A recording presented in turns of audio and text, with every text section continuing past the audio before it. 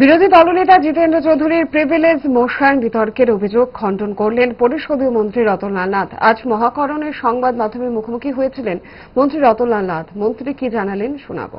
ধরুন আমার বিরুদ্ধে একটা কমপ্লেন করবে, স্পিকার কি আমাকে না জেনে পারবে?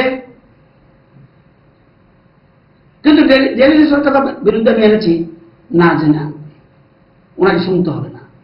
আপনাদের বলে দিই ব্যাপারটা, provided that if the breach is committed in the actual view of the House may take action without any complaint. বিধানসভার সদস্যরা যে একজোট হয়ে যায় যে এই বিধানসভার চত্বরে এটা হয়েছে, আর কোনো কিছু লাগবে না, উইদাউট কমপ্লেনই অ্যাকশন নিতে পারে। দুই, provided further that if the complaint is against any member, আমি যেটা এনেছি not against any member, against any member of the speaker may hear him before giving his consent.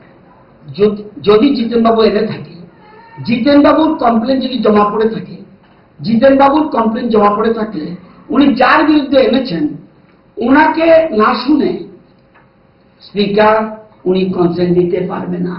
ইচ্ছে করে ডায়েটটা ভুলে রোলটা ফুচকাটা খেতে, কিন্তু মনে রাখতে হবে 5 দশক ধরে গ্যাস, অম্বল ও পেটের সমস্যার একমাত্র সমাধান গ্যাস নল।